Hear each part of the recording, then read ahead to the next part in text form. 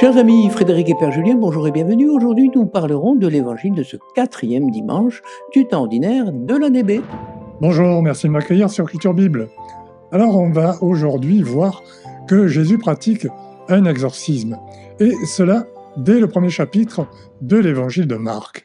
Oui, mais heureusement, nous savons, et ce depuis les tout débuts de la psychanalyse, que le diable n'est qu'une figure symbolique, n'est-ce pas Julien ? Non, pas du tout. Le diable est bien une réalité. Alors je ne sais pas si on peut vraiment parler de personne en ce qui le concerne, mais disons que c'est un esprit doté d'une intelligence et d'une volonté, et vous le savez, une volonté de nuire. Ouais, c'est vrai. Et je cherchais juste à vous provoquer. Chers auditeurs, si vous aimez notre chaîne et que vous voulez nous montrer votre soutien, pensez à vous abonner. Et si vous likez avec le pouce, ça donne à notre vidéo un meilleur référencement. Et nous verrons quelques images de notre exposition paroissiale sur un objet du patrimoine de Charente-Maritime, la croix des Pontons de Rochefort. Jésus et ses disciples entrèrent à Capharnaüm. Aussitôt le jour du sabbat, il se rendit à la synagogue et là il enseignait. On était frappé par son enseignement, car il enseignait en homme, qui a autorité et non pas comme les scribes. Or il y avait dans leur synagogue un homme tourmenté par un esprit impur qui se mit à crier « Que nous veux-tu, Jésus de Nazareth? Es-tu venu pour nous perdre? Je sais qui tu es, le Saint de Dieu. » Jésus l'interpella vivement « Tais-toi, sors de cet homme. » L'esprit impur le fit entrer en convulsion, puis poussant un grand cri, il sortit de lui. Ils furent tous frappés de stupeur et se demandaient entre eux « Qu'est-ce que cela veut dire? Voilà un enseignement nouveau. » Donné avec autorité, il commande même aux esprits impurs et ils lui obéissent. Sa renommée se répandit aussitôt partout dans toute la région de la Galilée.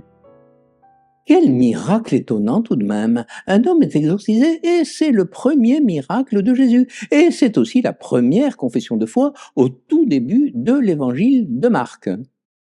Voilà, et l'homme se met à crier en disant « Que nous veux-tu, Jésus de Nazareth? Es-tu venu pour nous perdre? Je sais qui tu es le Saint de Dieu. » Alors ça fait penser à des exorcismes célèbres où la possession a été suivie d'un exorcisme qui a tourné au témoignage de foi, comme dans ce passage de l'évangile que nous venons de lire, où l'esprit mauvais déclare à propos de Jésus « Je sais qui tu es le Saint de Dieu ». Alors je ne sais pas si vous connaissez ce personnage, mais je pense notamment à Anneliese Michel, cette jeune Allemande qui manifestait tous les signes de la possession. Elle avait reçu cette parole qu'au terme d'un long martyre, elle serait délivrée de l'emprise de ces esprits mauvais à une date précise, le 1er juillet 1976.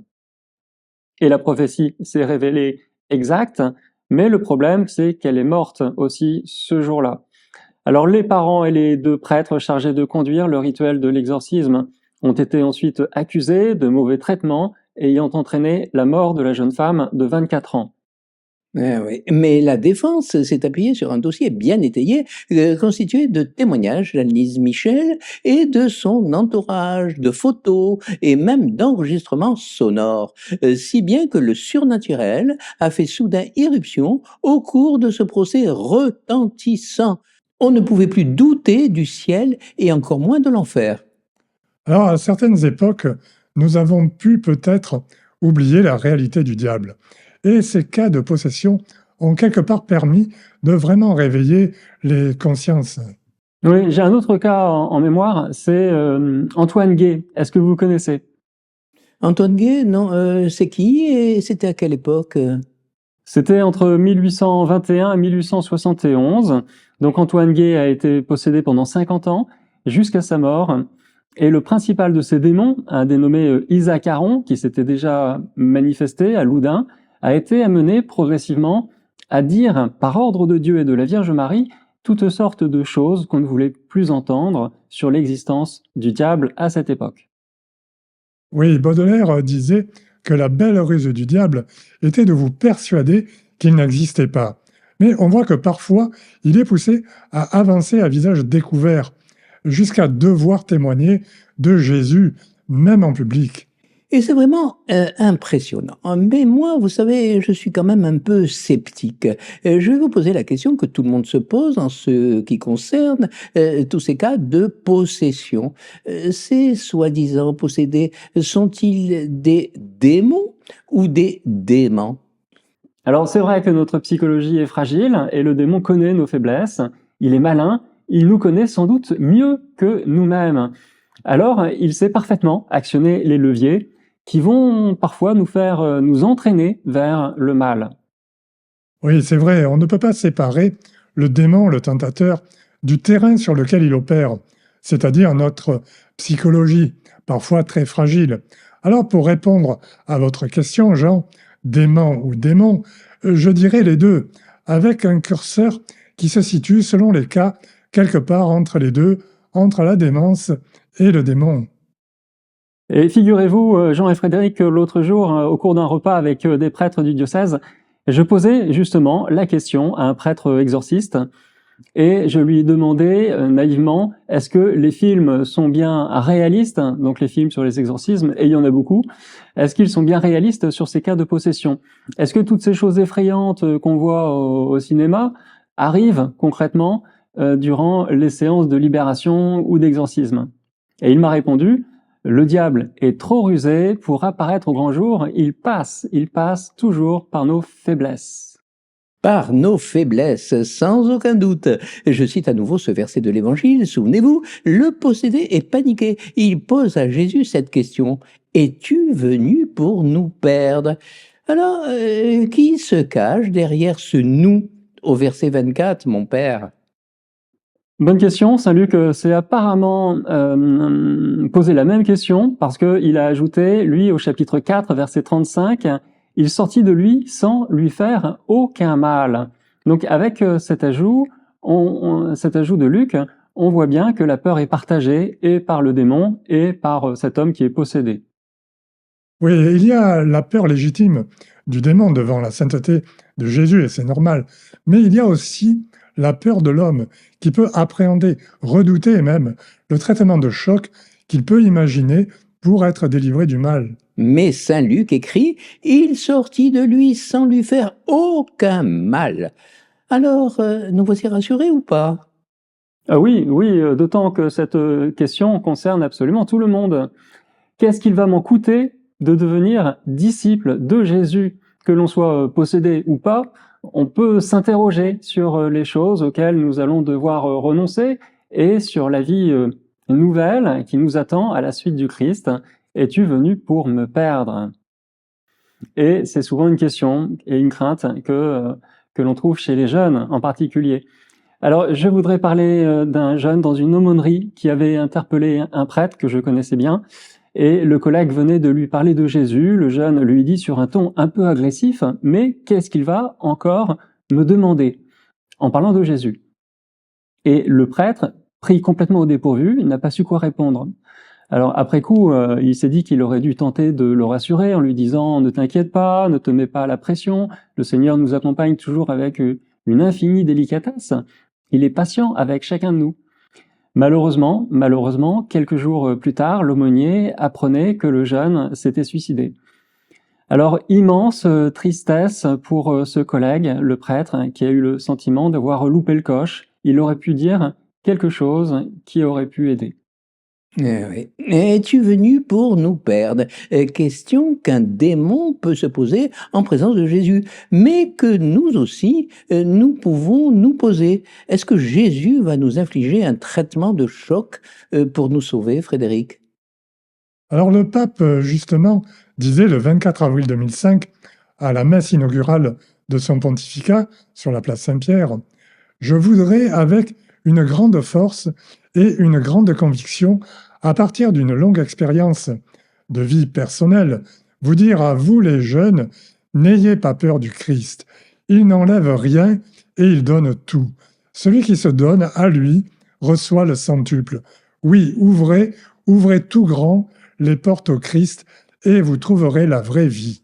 Amen. » Et c'était le discours inaugural du pape Benoît XVI. Il répond finalement à cet homme possédé dans l'Évangile « Es-tu venu pour nous perdre ?» il répond et il s'adresse aussi à chacun de nous, et en particulier aux jeunes. N'ayez pas peur de venir vers Jésus en pleine confiance. Il n'enlève rien et il donne tout. Oui, et derrière cette question angoissée, es-tu venu pour nous perdre, ou celle du jeune, qu'est-ce qu'il va encore me demander? Il y a une question théologique qui s'est posée dès les premiers siècles du christianisme. Quel est l'effet de la grâce de Dieu sur la nature humaine? C'est vrai, c'est une question classique que l'on se pose souvent au séminaire dans les premières années. Et je vous rappelle l'adage de saint Thomas d'Aquin: la grâce ne détruit pas la nature, la grâce de Dieu perfectionne la nature, mais sans la détruire. Et saint Thomas va développer ce point en montrant que l'amour de charité est le premier effet de la grâce de Dieu en nous. La première chose que la grâce de Dieu produit en nous, c'est l'amour théologal, l'amour de charité. Et ensuite, l'amour se diffuse en nous et va redresser nos facultés par les vertus théologales innées, ensuite par les vertus acquises, comme les vertus cardinales. Et les vertus cardinales jouent un rôle important dans ce travail de la grâce dans le cœur de l'homme. Voilà, à noter que le mot cardinal, d'ailleurs, vient du mot charnière. Le cardo, en latin, signifie le gond, l'axe sur lequel tourne la porte. Les vertus cardinales, c'est-à-dire prudence, tempérance, force, justice, permettent à la grâce de Dieu d'atteindre nos facultés les plus sensibles, nos affects, notre imagination, notre psychologie. Alors vous voyez, donc les vertus cardinales, qui font le lien entre les vertus théologales et les vertus plus sensibles, sont indispensables pour que toute notre nature puisse être profondément transformée par la grâce de Dieu. Donc vous voyez, la grâce de Dieu en nous nous transforme sans nous faire violence, sans aller contre notre nature ou nos inclinations naturelles. Voilà, et cette harmonie de la nature et de la grâce trouve son enracinement en Jésus lui-même. Je cite le concile de Chalcédoine: « En lui, l'union des deux natures se réalise sans mélange, sans transformation, sans division, sans séparation. » Voilà, donc bien sûr, le grand modèle, c'est Jésus lui-même et ce qui se passe en lui, au plus profond de lui, au niveau de l'hypostase. L'union n'a pas supprimé la différence des deux natures, humaine et divine, chacune d'elles a conservé sa manière propre d'être, et s'est unie à l'autre dans une unique personne, une même hypostase. On parle effectivement d'union hypostatique. Ah d'accord. Et notre fameuse liberté, est-ce qu'elle va en prendre un coup, mon père?